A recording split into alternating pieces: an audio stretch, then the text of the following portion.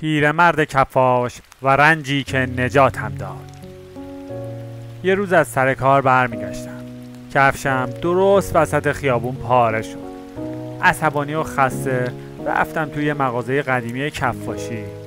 پیرمرد نگاهی به کفشم انداخت و گفت کهنه است ولی هنوز میتونه راه بره، فقط باید بخوای ترمیمش کنی.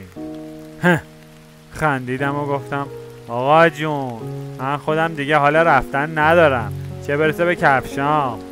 نیشخندی زد و گفت پس تو هم مثل کفشت شدی، پاره ای اما قابل ترمیم. وقتی داشت کفش رو میدوخت گفت میدونی پسرم، من یه زمانی دکتر بودم. یه روز پسرم از دست دادم و بعدش دیگه نتونستم ادامه بدم. رنج اون روز منو شکست، اما بعد فهمیدم درد اومده بود تا منو بیدار کنه، نه نابود. آدما هم مثل کفشن، باید زخمی بشن تا بفهمن کجاها نیاز به وصله داره زندگیشون. به رنجت گوش بده، خودش راه درمون رو نشونت میده. وقتی منتظر بودم کفشام دوخته بشه، چشمم افتاد به یه قاب قدیمی روی دیوار.